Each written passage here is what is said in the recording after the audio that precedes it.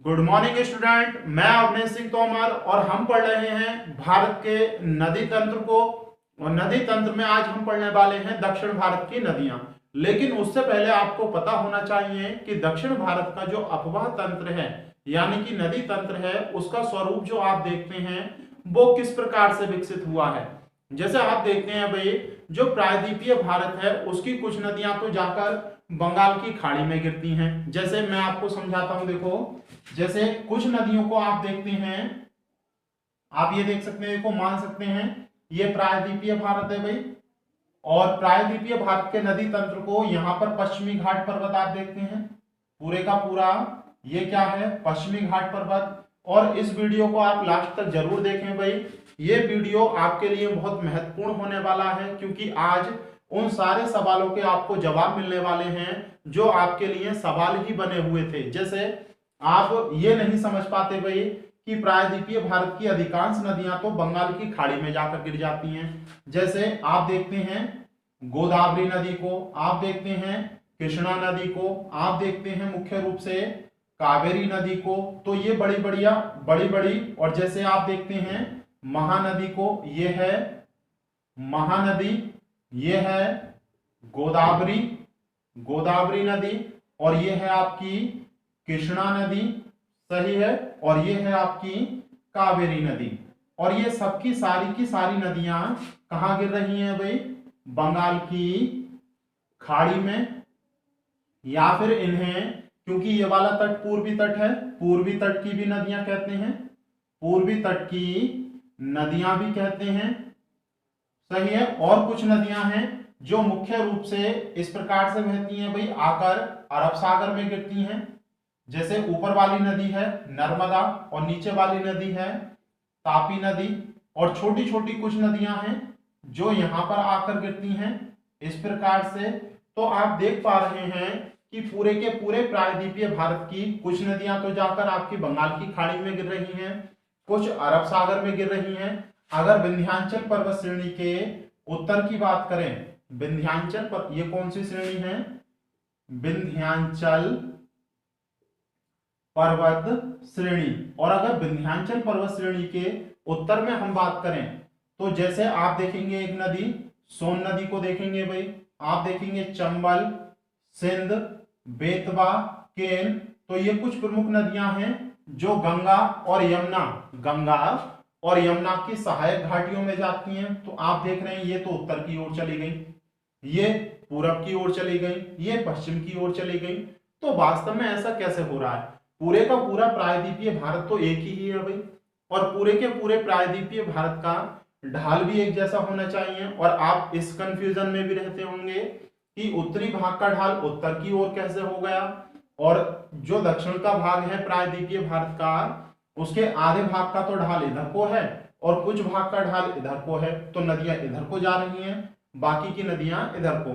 और ये जो भ्रंश घाटियों की बात करते हैं हम बार बार ये कहते हैं भाई कि नर्मदा नदी और तापी नदी, ये दोनों की दोनों भ्रंश घाटी यानी कि रिफ्ट वैली या फिर विभ्रंश घाटी भी कहते हैं इसे, में प्रवाहित होती हैं। तो ये विभ्रंश घाटियां आई कहां से, केवल दो ही क्यों बनी, ज्यादा क्यों नहीं बनी भाई, सही है, और भी तो बननी चाहिए थी नीचे, या यहीं पर क्यों बनी, उत्तर में बन जाती, दक्षिण में बन जाती। तो इतने सारे जो आपके सवाल हैं इस वीडियो में, इन सभी सवालों का उत्तर आपको मिलने वाला है। तो बहुत ही धैर्य के साथ इस वीडियो को, इस वाली वीडियो में दक्षिण भारत की नदियों के बारे में जो भी बेसिक है हम जानेंगे, फिर क्रम से एक एक करके हम सारी नदियों को पढ़ेंगे जो भी दक्षिण भारत के अंतर्गत प्रमुख नदियां हैं। तो आप तैयार हैं भाई इन सभी नदियों के इन सभी क्वेश्चनों को जानने के लिए। तो सबसे पहले आप समझने की कोशिश करें, हम पढ़ रहे हैं दक्षिण भारत की नदियां, दक्षिण भारत की नदियां, या फिर दक्षिण भारत को प्रायद्वीप भी कहते हैं, प्रायद्वीपीय भारत की नदियां। तो दोनों में से किसी भी नाम को जान सकते हैं आप।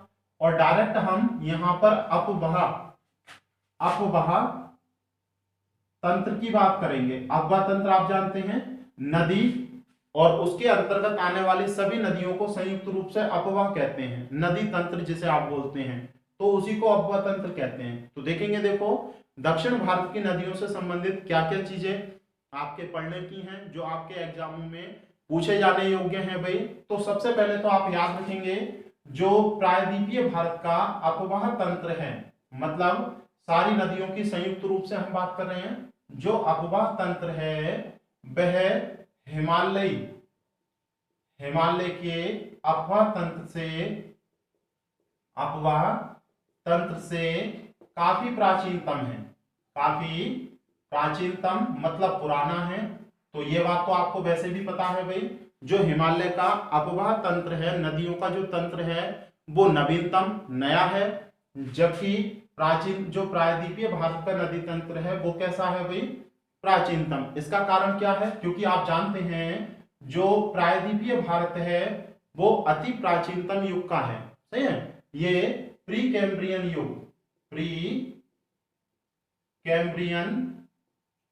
युग का है।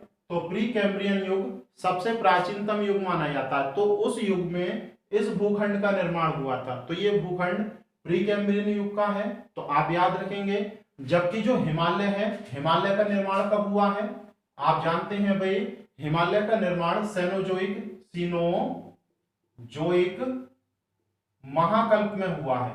सीनोजोइक महाकल्प में हुआ है। ये अब से लगभग 6.5 करोड़ वर्ष पूर्व का है।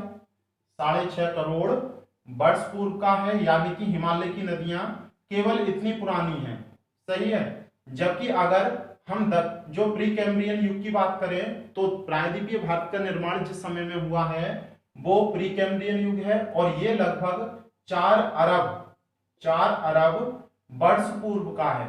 4 अरब वर्ष पूर्व का है। तो देखो बहुत ज्यादा अंतर है, ये अत्यधिक ज्यादा प्राचीनतम है, जबकि ये कैसा है, आपका हिमालय की नदियां ज्यादातर नवीनतम हैं। तो आप इस बात को याद रखेंगे। और जो ये नदियां हैं आपकी प्रायद्वीपीय भारत की, अत्यधिक प्राचीनतम होने के कारण अब तक, यानी कि अब ये बूढ़ी नदियां हो चुकी हैं। कैसी हो चुकी हैं, बूढ़ी नदियां, या फिर इन्हें वृद्ध नदियां भी कहते हैं, क्योंकि बहुत लंबा समय हो गया। और नदियां देखो, बूढ़ी नदियां या वृद्ध नदियां, इनका आधार क्या है कहने का, पहले आप समझने की कोशिश करें कि किसी भी नदी को आप कितनी अवस्थाओं में बांट सकते हैं। तो देखो ध्यान रखेंगे, नदियों को मुख्यतः 3 अवस्थाओं में बांटा जा सकता है। नदियों को मुख्यतः 3 अवस्थाओं में बांटा जा सकता है। युवा नदियां यानी युवावस्था, और दूसरा है प्रौढ़ावस्था, और तीसरा है वृद्धावस्था। तो ये 3 अवस्थाएं होती हैं, जैसे हमारी होती हैं भाई, बचपन होता है, युवा होता है, प्रौढ़ होते हैं, फिर बूढ़े होते हैं। उसी प्रकार से नदियों की भी ये 3 अवस्थाएं होती हैं। इन्हें आप समझ ले। देखो, जो युवावस्था होती है, नदी की युवावस्था उसे कहते हैं जब नदी नवीनतम होती है। कैसी होती है भाई, नवीनतम, यानी कि कुछ समय पूर्व ही उनका निर्माण हुआ हो। और हम कैसे पता लगाएंगे कि नदी युवा है, तो हम पता लगाते हैं कि नदी अपनी घाटियों को लंबवत गहरा करती है, लंबवत रूप से गहरा करती है, और इसी आधार पर हम पता लगा लेते हैं कि नदी नवीनतम है। कहने का मतलब ये है, जब नदी बहती है तो अपनी घाटी को नीचे की ओर खोदती है, और गहरी करती हुई आगे की ओर बढ़ती है। जैसे आपने देखा सिंधु नदी एक गॉर्ज का निर्माण करती है, बात करी है हमने, कहां पर करती है भाई, सिंधु गॉर्ज का निर्माण करती है। आपने सतलज को पढ़ा, शीतकिला गॉर्ज का निर्माण करती है। आपने ब्रह्मपुत्र नदी को पढ़ा, दिहांग गॉर्ज का निर्माण करती है। तो ये जो सारी गॉर्ज हैं, ये वास्तव में नदी घाटी हैं, और इन्हें लगातार गहरा करती जा रही हैं ये नदियां। और इसी से हमने ये पता लगाया है कि ये जो नदियां हैं कैसी हैं भाई, युवा नदियां हैं। तो युवा नदियां उन्हें कहेंगे जो लगातार कार्यरत होती हैं। लगातार कार्यरत का मतलब है अपनी घाटियों को लगातार लंबवत गहरा करती रहती हैं। तो ये वाली बात याद रखनी है। और वृद्धावस्था वह अवस्था होती है जब नदियां काम करना बंद कर दें। काम करना बंद कर दें, काम करना बंद कर दें मतलब घाटियों को लंबवत गहरा करना बंद कर दें। घाटियों को लंबवत गहरा करना बंद कर दें, तब इन्हें कहते हैं हम वृद्ध नदियां। और इन दोनों के बीच में जो अवस्था होती है वो प्रोणावस्था होती है। प्रोणावस्था नदियों की वह अवस्था होती है जब नदियां अपनी वृद्धावस्था के अत्यधिक समीप होती हैं, यानी कि अपनी घाटियों को खोदने का काम लगभग लगभग पूरा कर चुकी होती हैं। तो एक बात यहां पर कंफ्यूज कर रही होगी आपको, हमें कैसे पता चलेगा कि नदियां घाटियों को गहरा करने का काम बंद कर चुकी हैं, या फिर नदी कब घाटियों को गहरा करने का काम बंद करेगी? तो आपको याद रखना है, कोई भी नदी अपनी घाटी को तब तक खोदती रहती है जब तक वह समुद्री तल को प्राप्त ना कर ले। समुद्री तल को प्राप्त ना कर ले। तो दक्षिण भारत की अधिकांश नदियों ने अपने समुद्री तल को प्राप्त कर लिया, घाटियों में अपने समुद्री तल को प्राप्त कर लिया है, और इसी कारण इन्होंने उसे गहरा करना बंद कर दिया। और जब इन्होंने गहरा करना बंद कर दिया यानी कि काम करना बंद कर दिया, तो इन्हें किस नाम से जानते हैं हम? वृद्धावस्था में। यानी कि ये नदियां किस रूप में पहुंच चुकी हैं? वृद्धावस्था में। तो आपको याद रखना है, दक्षिण भारत की अधिकांश नदियां वृद्धावस्था में हैं, और कुछ नदियां प्रौढ़ावस्था में भी हैं, जो कुछ ही समय में किस अवस्था में पहुंच जाएंगी? वृद्धावस्था में पहुंच जाएंगी। तो ये वाली लाइन आपको समझ में आ रही होगी भाई, कि प्रायद्वीपीय भारत की अधिकांश नदियां बूढ़ी नदियां या वृद्ध नदियां हैं। क्यों? क्योंकि ये अपनी घाटियों को खोदने का काम लगभग लगभग पूरा कर चुकी हैं। तो इस बात को आप ध्यान रखेंगे। जबकि कुछ नदियां यहाँ की कैसी हैं भाई? प्रौढ़ावस्था में भी हैं। तो आप इस बात को समझ पा रहे होंगे। अब देखेंगे, देखो एक बात और ध्यान रखना कि जैसे आप देख सकते हैं, देखो अगर हम बात करें उत्तर भारत की नदियों की और दक्षिण भारत की नदियों की, तो थोड़ा सा अंतर आपको दिखाई देता है। जैसे देखेंगे, मान लो ये घाटी है, सही है, या फिर इस घाटी को इसी रूप में आप देखें, तो जो उत्तर भारत की नदियां हैं वो अपनी घाटी को खोदकर नीचे की ओर बढ़ती हैं, यानी कि बीच में से उनकी घाटी इस प्रकार की होती है संकरी। बीच में से उनकी घाटी, आप ये मानकर चले ऐसे है नदी, इस तरह से बह रही है, तो ये घाटी उनकी ऐसे होगी, सही है। तो चौड़ी नहीं होगी नीचे की ओर, नीचे की ओर घाटी चौड़ी नहीं होगी, अभी तो नीचे की ओर जाने पर घाटी कैसी होती जाएगी? संकरी। क्यों? क्योंकि नदियां नीचे की ओर घाटी को लगातार खोद रही हैं।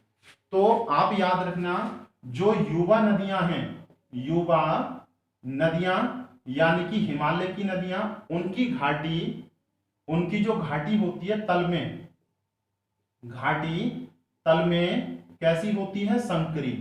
कैसी होती है? संकरी होती है। लेकिन होती कैसी है? गहरी। होती कैसी है? गहरी।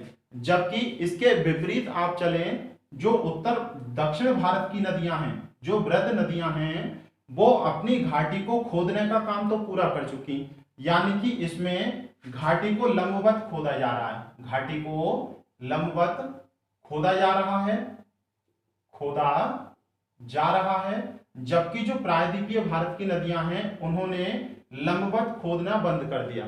तो जब लंबवत खोदना बंद कर दिया, तो इन्होंने घाटियों को किनारों से खोदना शुरू कर दिया। दक्षिण भारत की नदियों ने घाटियों को कहां से खोदना शुरू कर दिया? किनारों से खोदना शुरू कर दिया। तो अब इन नदियों ने अपनी घाटियों को इस प्रकार से नीचे की ओर फैलाना शुरू कर दिया। अब ये घाटियां इस प्रकार से बनाकर चल रही हैं, सही है, आप समझ रहे हैं, नीचे की ओर, अंदर की ओर बढ़ती जा रही है, ये नीचे की ओर, और अंदर ही अंदर नीचे की ओर गहरी होती जा रही है। ऊपर से तो ऐसी ही है और समतल भी ऐसी ही है, लंबवत नहीं खोद रही, अपितु नीचे की ओर, अंदर की ओर चौड़ा कर रही है।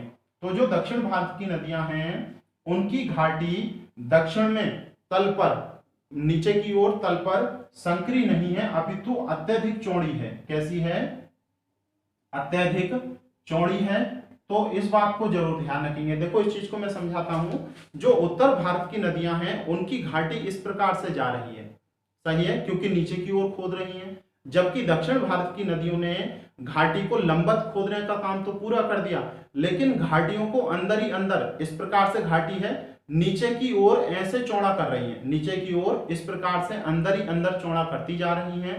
तो याद रखेंगे, जब बाढ़ आती है दक्षिण भारत की नदियों में तो नीचे की ओर, तो नीचे की ओर अत्यधिक दूरी तक पानी चला जाता है, अत्यधिक दूरी तक पानी चला जाता है। तो ये याद रखना। देखो डायरेक्ट दो लाइन आपसे पूछी जानी है, उत्तर भारत की और दक्षिण भारत की नदियों में किसकी घाटी चौड़ी है, तो इनकी जो द्रोणियां हैं, इसे घाटियों को द्रोणियां बोलते हैं, इनकी जो द्रोणियां हैं वो चौड़ी हैं, इनकी द्रोणियां चौड़ी, ऊपर से देखेंगे तो चौड़ी लगेगी और नीचे से देखेंगे तो ये संकरी लगेगी। कैसी लगेगी भाई? संकरी, ऊपर से देखने पर। अगर आपसे ये पूछा जाए कि उत्तर भारत की नदियों की तल में, उत्तर भारत की नदियों की तल में द्रोणी कैसी है, तो आप कहेंगे संकरी, जबकि ऊपर से तो चौड़ी है लेकिन तल में कैसी है? संकरी। इसमें उल्टा है, ये ऊपर से तो संकरी है लेकिन तल में कैसी है? अत्यधिक चौड़ी। कैसी है? अत्यधिक चौड़ी। तो ये दो बातें हैं, आपको बहुत अच्छी तरह से याद रखनी है भाई, आप समझ पाए होंगे इन बातों को। अब देखो अगली चीज पढ़ते हैं कि दक्षिण भारत की जो नदियां हैं आधी कहां जा रही हैं भाई? बंगाल की खाड़ी में, और आधी कहां जा रही हैं? अरब सागर में। और बची कुची जो उत्तर की नदियां हैं वो गंगा नदी में जा रही हैं, गंगा और यमुना नदी में। तो आपसे पूछा जाता है ये जो नदियां विभाजित हो रही हैं, ये जो नदियां विभाजित हो रही हैं, इनके जल या अपवाह क्षेत्र का विभाजक है कौन? सही है। तो ये वन लाइन क्वेश्चन कई बार पूछा गया। जैसे आप देख सकते हैं, ये है प्रायद्वीपीय भारत आपका पूरा, ये है प्रायद्वीपीय भारत। यहां पर है आपका पश्चिमी घाट पर्वत, ये क्या है भाई? पश्चिमी घाट पर्वत। और यहां पर है आपका विंध्याचल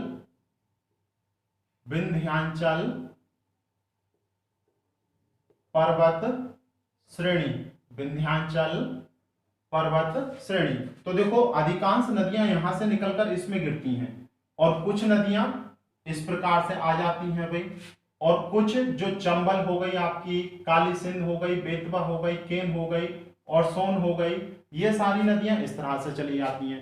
तो तीन अपवाह क्षेत्र बनते हैं। आपसे पूछा जाएगा जो बंगाल की खाड़ी में गिरने वाली नदियां हैं और जो अरब सागर में गिरने वाली नदियां हैं, अरब सागर में गिरने वाली नदियां हैं, उनके अपवाह क्षेत्र का जल विभाजक कौन है, मतलब जल को दो भागों में कौन बांट रहा है।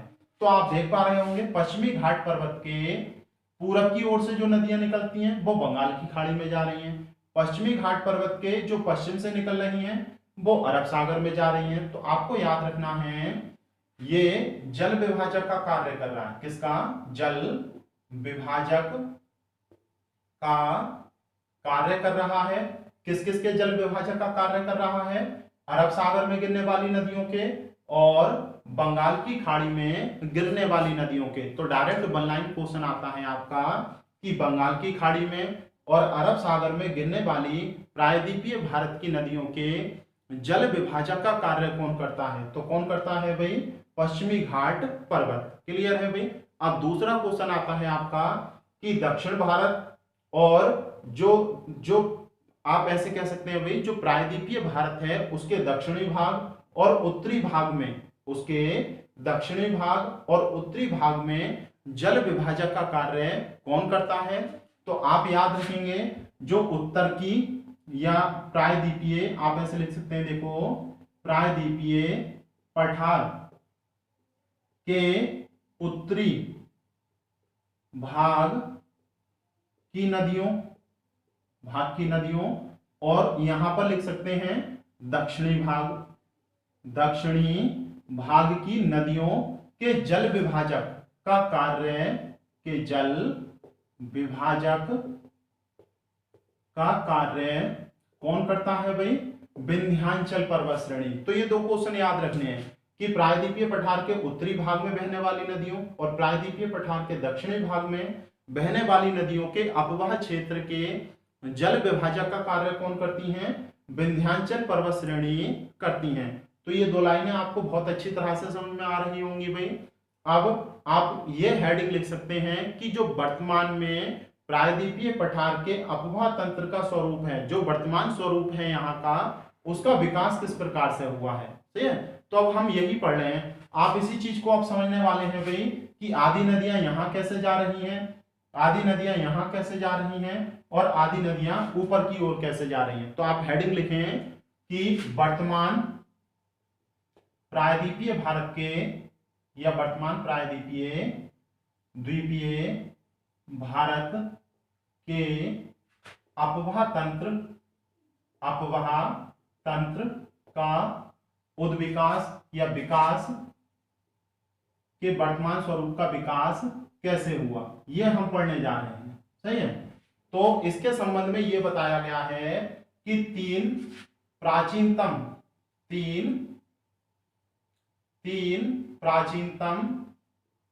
घटनाएं हुई, और इन तीनों प्राचीनतम घटनाओं के कारण जो प्रायद्वीपीय पठार है उसके जल का स्वरूप इस प्रकार का हो गया भाई। तो इन तीनों घटनाओं को हम पढ़ने वाले हैं, और बहुत ध्यान से समझने की कोशिश करना।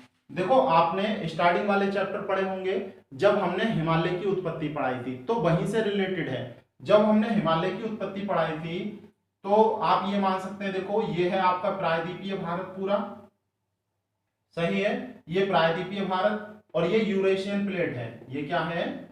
Eurasian plate. तो याद रखना, देखो ये 3 प्राचीनतम घटनाएं हुई, और इन तीनों प्राचीनतम घटनाओं के कारण वर्तमान में जो आप प्रायद्वीपीय भारत के जल स्वरूप देखते हैं या अपवाह तंत्र का स्वरूप देखते हैं, वो ऐसा कैसे हुआ, उसकी 3 घटनाएं हैं ये, और इन तीनों के कारण ये ऐसा हुआ है। और वो किससे संबंधित हैं? हिमालय की उत्पत्ति से। तो उन्हीं को देख रहे हैं, ये यूरेशियन प्लेट और ये इंडियन प्लेट, या फिर इसी प्लेट को किस नाम से जानते हैं हम? गोंडवाना लैंड। किस नाम से जानते हैं भाई? गोंडवाना लैंड के नाम से भी जानते हैं। सही है, और आप जानते हैं यहां पर टैंथीज सागर हुआ करता था, टैंथीज सागर हुआ करता था। तो ये बात आप सभी जानते हैं। सही है, तो सबसे पहला बिंदु हम पढ़ रहे हैं इन प्राचीनतम घटनाओं का। सबसे पहला बिंदु कि ये द्रोणियों का निर्माण कैसे हुआ। जैसे आप देखते हैं यहां से निकलती है नर्मदा नदी और ये निकलती है तापी। तो सबसे पहला बिंदु आप ये लिखें कि जब हिमालय का उत्थान हो रहा था, जब हिमालय का उत्थान हो रहा था, तब जो प्रायद्वीपीय पठार है, जो प्रायद्वीपीय पठार है या प्रायद्वीपीय भारत है, उसके उत्तरी भाग का अवतलन हुआ, उसके उत्तरी भाग का अवतलन हुआ। अवतलन का मतलब होता है धसाव। अवतलन का मतलब क्या होता है भाई? धसाव, नीचे की ओर धस जाना। और इस धसाव के कारण उत्तरी पठार में, प्रायद्वीपीय पठार के उत्तरी भाग में बहुत सारी द्रोणियों का निर्माण हुआ। द्रोणियों का मतलब होता है घाटियां। घाटी लिख सकते हैं आप, या फिर आप लिख सकते हैं ये घाटी कैसी थी? विभ्रंश। कैसी घाटियों का निर्माण हुआ भाई? विभ्रंश घाटियों का निर्माण हुआ। और इन्हीं घाटियों में आज के समय में नर्मदा और तापी नदी बह रही हैं। इन्हीं घाटियों में आज के समय में कौन सी नदियां बह रही हैं? नर्मदा और तापी। और इसी के साथ साथ बहुत सारी इन घाटियों में दरारें भी उत्पन्न हुई, बहुत सारी दरारें भी उत्पन्न हुई। तो इस बात को याद रखना। देखो, फिर मैं आपको रिपीट करता हूं, जब हिमालय का उत्थान हो रहा था, यानी कि हिमालय ऊपर की ओर जा रहा था, तब प्रायद्वीपीय पठार के उत्तरी भाग में, प्रायद्वीपीय पठार के उत्तरी भाग का अवतलन हुआ। अवतलन का मतलब नीचे को धस गया। और जब कुछ भाग नीचे को धसेगा, आप ऐसे देख सकते हैं, देखो ये पूरा क्षेत्र है, इसका कुछ भाग नीचे को धस गया, तो क्या ऐसा गड्ढा नहीं हो जाएगा? सही है, इसी को कहा गया है विभ्रंश घाटी या रिफ्ट वैली। तो इस प्रकार की विभ्रंश घाटियों का निर्माण हुआ, और इन्हीं घाटियों में आज के समय में कौन सी नदी बह रही है? नर्मदा और तापी। अब आप समझ गए भाई, नर्मदा और तापी नदी की जो विभ्रंश घाटियां हैं वो आई कहां से? वास्तव में जब हिमालय ऊपर की ओर जा रहा था, तब प्रायद्वीपीय भारत का कुछ भाग नीचे की ओर धंस गया, और जब नीचे की ओर धंस गया तो किसका निर्माण हुआ? विभ्रंश घाटियों का। और जब इसका निर्माण हुआ तो साथ ही साथ इसकी घाटियों में बहुत सारी दरारें भी पड़ गई, छोटी छोटी। सही है, हम तो छोटी छोटी कहेंगे, लेकिन उसमें बहुत विशाल दरारें थी वो। तो हुआ क्या, देखो आप जानते हैं जितनी भी नदियां हैं इधर बहने वाली, सब डेल्टा का निर्माण करती हैं, सब डेल्टा का निर्माण करती हैं, लेकिन नर्मदा और तापी डेल्टा का निर्माण ना करके एस्चुअरी का निर्माण करती हैं। तो उसका कारण भी यही है, तो उसका कारण भी यही है। आप समझने की कोशिश करें, डेल्टा क्या होता है भाई? जब नदियां बहाकर लाए गए, पानी के साथ बहाकर लाए गए अपसादों को समुद्री तट पर इकट्ठा कर दें, यानी कि यहां पर उनका वेग कैसा हो जाता है? हमने बताया था डेल्टा का निर्माण कैसा होता है, जब नदियां अपने मुहाने पर धीमे वेग से चलती हैं। कैसे वेग से? धीमे वेग से। तो जितने भी उनके अवसाद होते हैं, जितने भी अवसाद होते हैं वो कहां पर इकट्ठे हो जाते हैं? मुहाने पर। और जब अवसाद मुहाने पर इकट्ठे हो जाएंगे तो किसका निर्माण होता है? डेल्टा का। लेकिन हुआ क्या, नर्मदा और तापी नदियां अपने साथ बहाकर जो अवसाद लाती हैं उनके अधिकांश भाग का यूज तो वो इन दरारों को भरने में कर देती हैं। जब अवसाद ही नहीं बचेंगे, अवसाद उन्होंने कहां डाल दिए? इन दरारों में। तो जब वो अवसादों को इन दरारों में डाल देंगी तो दरारों में डालने के बाद इनके पास कोई अवसाद ही नहीं बचेगा, तो क्या डेल्टा का निर्माण हो सकता है? नहीं। तो फिर किसका निर्माण होगा भाई? एस्चुअरी का। तो अब आप याद रखेंगे, जो नर्मदा और तापी नदियां एस्चुअरी का निर्माण करती हैं उसका कारण क्या है कि ये नदियां अपने साथ जो अवसाद बहाकर लाती हैं उनके अधिकांश भागों को नर्मदा और तापी घाटी में बनी हुई दरारों को भरने में लगा देती हैं, जिस कारण इनसे उत्पन्न होने वाले, जिस कारण इनसे आगे की ओर बढ़ने वाली जो अवसाद हैं वो नहीं बचते हैं। और यही कारण है कि इसमें एस्चुअरी का निर्माण होता है। तो एस्चुअरी के बारे में मैं आपको पहले बता चुका हूं भाई, आपको याद रखना है। देखो एस्चुअरी बिल्कुल एक शब्द में समझें कि जब नदियां अपने मुहाने पर अवसाद इकट्ठा कर देती हैं, यानी कि उनका वेग धीमा हो और अवसाद तट पर इकट्ठे हो जाएं तो डेल्टा बनता है। अगर अवसाद तट पर इकट्ठे ना हो, अगर अवसाद तट पर इकट्ठे ना हो, अगर तट पर इकट्ठे ना हो, या तो नदियां उसे समुद्र में फेंक दें, या तो पूरे के पूरे अवसाद को, क्योंकि यहां पर वेग नदियों का धीमा होता है, यदि नदियों का वेग क्या होता? बहुत तेज, तो क्या अवसाद रुकते हैं यहाँ पर तट पर? नहीं रुकते। ले जाकर नदियां कहां डाल देती? समुद्र में। तो जब नदियां अपने अवसादों को तट पर इकट्ठा ना करके समुद्र में डाल देती हैं, तब किसका निर्माण होता है भाई? एस्चुअरी का। तब किसका निर्माण होता है? एस्चुअरी का। और एक बात आप याद रखेंगे भाई कि दक्षिण भारत में जो पूर्वी तट की नदियां हैं वो तो डेल्टा बनाती हैं। डेल्टा क्यों बनाती हैं? क्योंकि ये नदियां अपने मुहाने पर क्या हो जाती हैं? धीमे वेग से बहती हैं, जिस कारण इनके अवसाद कहां जमा हो जाते हैं? मुहाने पर। जिस कारण इनके अवसाद मुहाने पर जमा हो जाते हैं और ये क्या बनाती हैं? डेल्टा। जबकि प्रायद्वीपीय भारत की नर्मदा और तापी नदी एस्चुअरी का निर्माण करती हैं।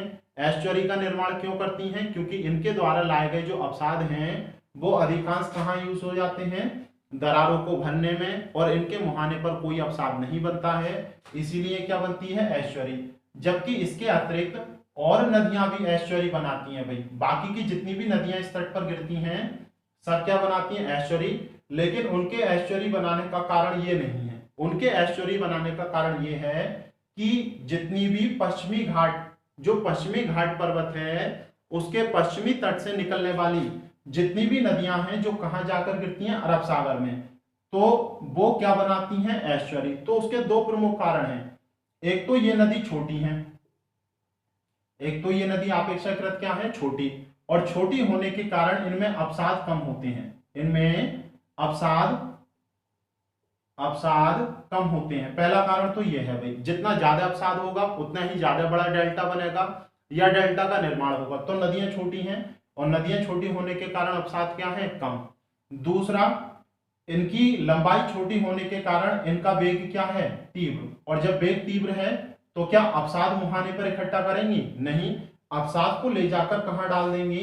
समुद्र में। तो ये अपने अवसादों को ले जाकर कहां डाल देती हैं? समुद्र में। तो इसी कारण जो पश्चिमी तट है उसकी सारी की सारी नदियां क्या बनाती हैं भाई? उसकी सभी नदियां एस्चुअरी का निर्माण करती हैं। तो इतनी बात को आप ध्यान रखेंगे, याद रहेगी भाई ये वाली बात। और देखेंगे, देखो अगर आपसे ये पूछा जाए विश्व में सबसे बड़ी द्रोणी या विश्व में सबसे बड़ी एस्चुअरी एस्चुअरी कौन सी नदी बनाती है, तो याद रखेंगे विश्व की सबसे बड़ी एस्चुअरी या ज्वार नद मुख कहते हैं इसे। क्या कहते हैं? ज्वार नद मुख के नाम से भी जानते हैं। ज्वार नद मुख सबसे बड़ा किसका है भाई? तो सेंट लॉरेंस नाम की एक नदी है, सेंट लॉरेंस नदी। और ये नदी मुख्य रूप से उत्तरी अमेरिका में बहती है। कहां बहती है भाई? उत्तरी अमेरिका में बहती है। तो याद रखेंगे उत्तरी अमेरिका में बहने वाली सेंट लॉरेंस नदी विश्व का सबसे बड़ा नदी ज्वारमुख यानी कि नद ज्वारमुख या एस्चुअरी का निर्माण करती है। जबकि भारत में सबसे बड़ी नदी ज्वारमुख का निर्माण कौन सी नदी करती है? तो गंगा की जो वितरिका मैंने आपको बताई थी, हुगली नदी। तो हुगली नदी भारत में सबसे बड़े एस्चुअरी का निर्माण करती है, सबसे ऊंचे एस्चुअरी का निर्माण। जबकि विश्व में कौन करती है भाई? सेंट लॉरेंस नदी। तो ये दो बातें याद रहेंगी। अब आपको ये वाली बात समझ में आ गई भाई पहली कि नर्मदा और तापी नदियों की भ्रंश घाटियां आई कहां से। क्लियर है भाई कि जब हिमालय की उत्पत्ति हो रही थी तब प्रायद्वीपीय भारत का उत्तरी भाग नीचे की ओर धसक गया, अवतलन हो गया उसका, और इसी कारण कुछ भ्रंश घाटियों का निर्माण हुआ। अब देखो दूसरा कारण हम पढ़ते हैं। देखो आप समझने की कोशिश करें कि जब हिमालय की उत्पत्ति नहीं हुई थी, ध्यान से समझना दूसरे बिंदु को बहुत, जब हिमालय की उत्पत्ति नहीं हुई थी उससे पहले जो प्रायद्वीपीय पठार है उसका ढाल कैसा हुआ करता था? तो उसका ढाल उत्तर पश्चिम में हुआ करता था। कैसा? उत्तर पश्चिम में। उत्तर पश्चिम का मतलब है जितनी भी यहाँ की नदियां थी सारी नदियां टेंथीस सागर में गिर रही थी। जितनी भी नदियां थी वो सारी की सारी नदियां कहाँ गिर रही थी भाई?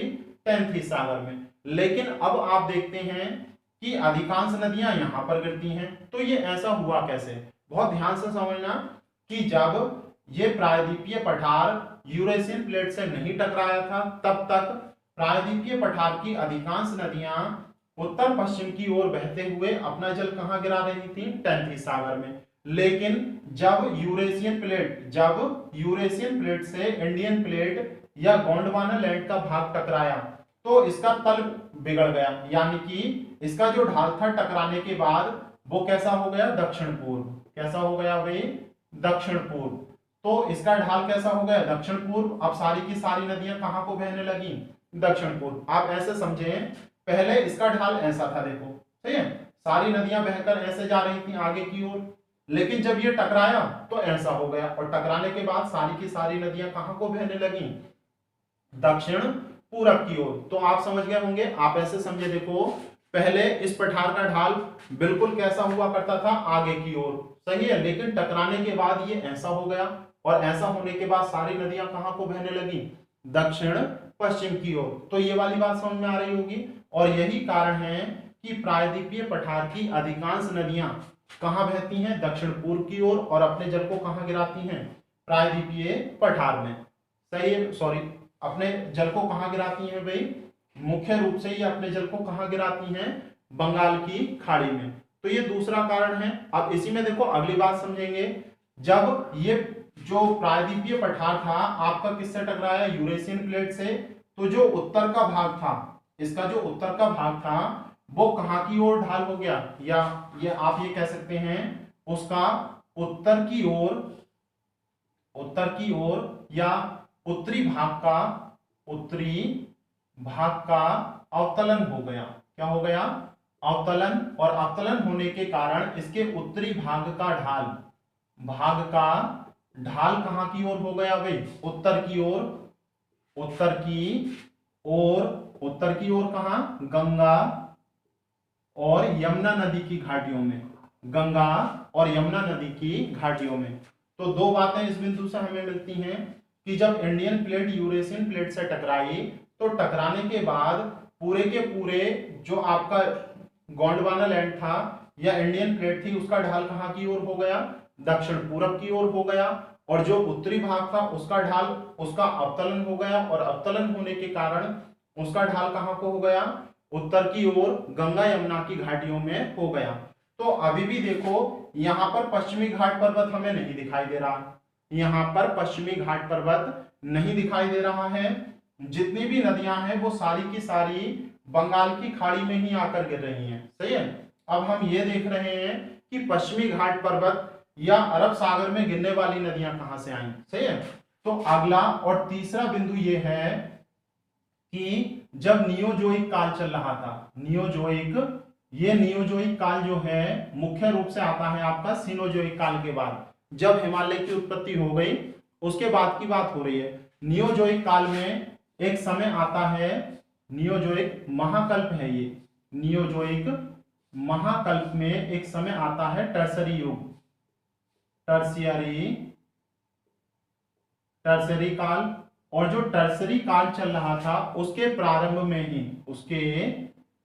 में ही क्या हुआ भाई, जो आपका प्रायद्वीपीय भारत है उसका पश्चिमी भाग, देखो मैं यहां पर बनाकर दिखा देता हूं, ये प्रायद्वीपीय भारत मान सकते हैं। तो नियोजोइक महाकल्प में जो टर्सरी काल होता है, हिमालय के उत्पत्ति के बाद का समय की बात कर रहे हैं, तो जो प्रायद्वीपीय पठार था उसका ये जो पश्चिमी भाग है, इस पश्चिमी भाग का अवतलन हो गया, यानी कि नीचे की ओर क्या हो गया भाई, धसाव। और नीचे की ओर धसाव होने के कारण ये समुद्री तल में चला गया। किसमें चला गया, समुद्री तल में चला गया। और बाद में इस क्षेत्र का धीरे धीरे ऊपर की ओर उठान हुआ, तो यहां पर एक किसका निर्माण हो गया, पश्चिमी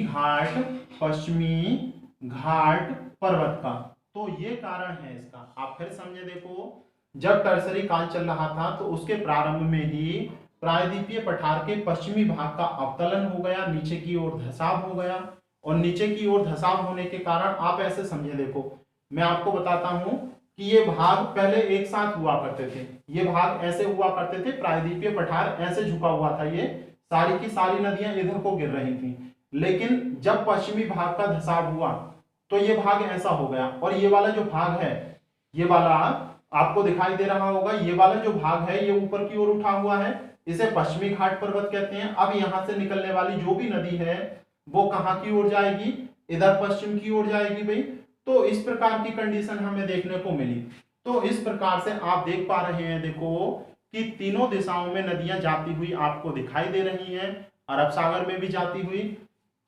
तो आप देख सकते हैं, देखो कुछ नदियां अरब सागर में चली जाती हैं और कहां आ जाती हैं, कुछ नर्मदा तापी की घाटी में, कुछ उत्तर की ओर चली जाती हैं और कुछ बंगाल की खाड़ी में। तो ऐसा ही प्रायद्वीपीय पठार का स्वरूप है। तो आपको ये सारी बातें समझ में आ गई होंगी भाई।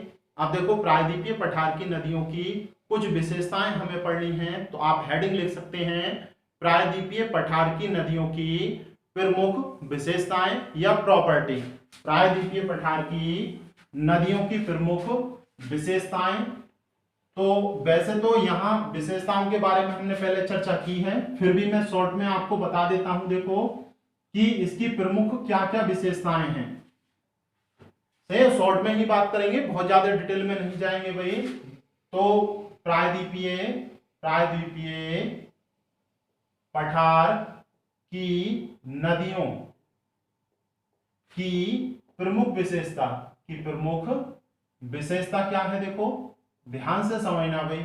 सबसे पहली विशेषता तो हम पीछे पढ़ ही चुके हैं कि ये नदी प्राचीनतम है। ये नदियां कैसी हैं, प्राचीनतम। क्लियर है, यानी कि बहुत पुरानी है। सही है। और दूसरी बात, जो पूर्वी तट की नदियां हैं, इनमें पूर्वी तट की वो डेल्टा का निर्माण करती हैं, और जो पश्चिमी तट की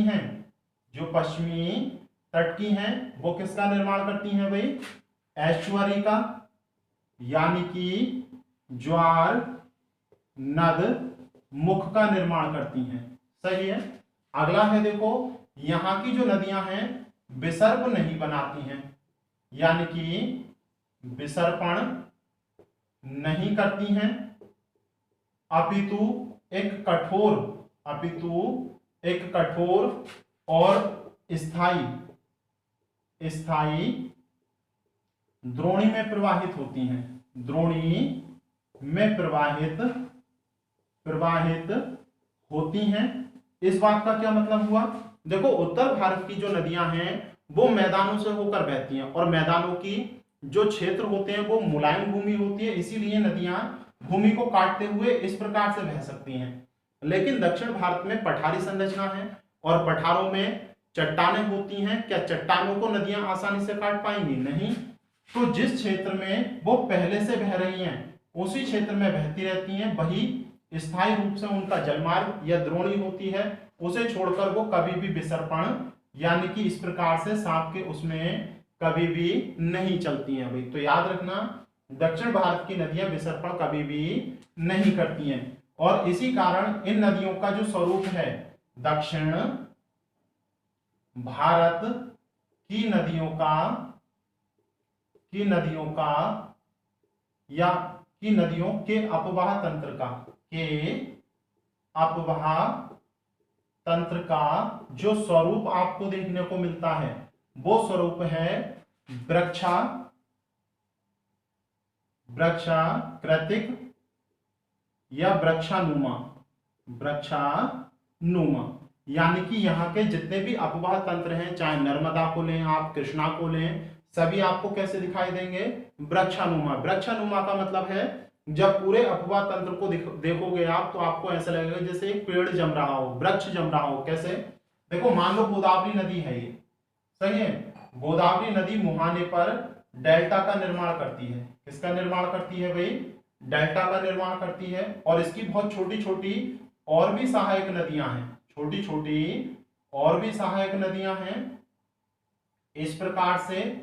तो आप देख सकते हैं इस प्रकार से छोटी छोटी सहायक नदियां हैं। अब जरा इसे पूरा देखना, क्या आपको पेड़ नहीं लग रहा? अब मैं इसे सीधा करके रख रहा हूं, देखो इसी अपवाह तंत्र को मैं सीधा करके रख रहा हूं, देखो तो आप समझ जाएंगे। देखो ये है आपका डेल्टा, ये वाला भाग है डेल्टा का, तो ये जड़ें हो गई, देखो पेड़ की जड़ों के स्वरूप, और इसमें ये टहनियों के स्वरूप हैं इसकी सहायक नदियां हैं इसकी टहनियों के स्वरूप, और उनकी और ब्रांचेस हैं, उनकी भी परोक्ष रूप से सहायक नदी, उनकी भी परोक्ष रूप से जो सहायक नदियां हैं। तो आप देख पाएंगे, देखो अब जब मैंने इसे सीधा करके रखा तो आपको बिल्कुल एक वृक्ष लग रहा होगा, क्या ऐसा वृक्ष नहीं लग रहा है?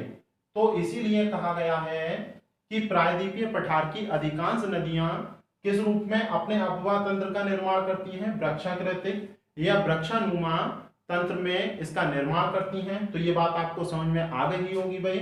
अगला देखते हैं, देखो कि यहाँ की जो नदियां हैं मुख्य रूप से इनकी द्रोणियां छोटी हैं। द्रोणी कैसी हैं? छोटी। तो ये बात हम पहले कर चुके हैं, इनकी द्रोणियां कैसी हैं? छोटी, जबकि उत्तर भारत में विशाल या चौड़ी द्रोणियां हैं, जबकि यहाँ की लंबाई जो नदियों की लंबाई है वो क्या है? कम। और दक्षिण भारत की सबसे लंबी नदी भी 1465 किलोमीटर की है, सही है। गोदावरी की लंबाई कितनी है? 1465 किलोमीटर की, जबकि उत्तर भारत में जो गंगा देखते हैं आप, गंगा की लंबाई कितनी देखते हैं भाई? लगभग 2525 किलोमीटर की। तो उत्तर भारत में सबसे लंबी गंगा 2525 किलोमीटर की है, दक्षिण भारत में सबसे लंबी नदी 1465 किलोमीटर की है। तो दक्षिण भारत की नदियां क्या हैं? छोटी। उसका कारण है इनका जो उद्गम है और जो सिंक है, मतलब उद्गम जहां से निकलती हैं, सिंक जहां पर जाकर मिलती हैं, वो छोटा है। कैसा है? छोटा। और इसी कारण ये नदियां भी कैसी हैं? छोटी। तो ये वाली बात क्लियर हो रही होगी आपको। और एक बिंदु और पूछा जाता है यहां से कि ये जो नदियां हैं दक्षिण भारत की, वो मुख्य रूप से मानसूनी हैं। कैसी हैं भाई? मानसूनी, यानी कि मानसून काल में ही प्रवाहित होती हैं। इनमें केवल वर्षा का जल ही आता है, वर्षा का जल ही प्रवाहित होता है। देखो मैं इनकी डिटेल पर बात नहीं कर रहा हूं, सबसे पहला वीडियो जो नदी तंत्र का पढ़ा है पूरी डिटेल में इनकी बात की है, क्लियर है। तो जो नई बातें हैं उन पर ही डिटेल में बात कर रहा हूं बस मैं। जबकि उत्तर भारत की नदियां कैसी हैं? सदाबहार। कैसी हैं? सदाबहार या फिर वर्षावाहिनी।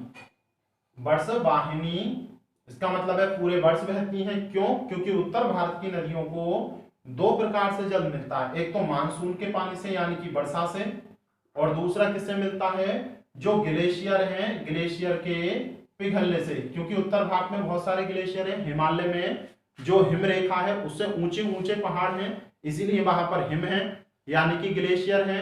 जबकि दक्षिण भारत में ग्लेशियर नहीं है, इसीलिए केवल कहां से पानी मिलता है, इसे वर्षा के जल से ही पानी मिलता है। तो इसीलिए ये नदियां कैसी हैं, मानसूनी है। और यही प्रमुख विशेषता है प्रायद्वीपीय भारत की नदियों की। तो और अगर कुछ छूट जाता है तो अगली वीडियो में हम कवर करेंगे।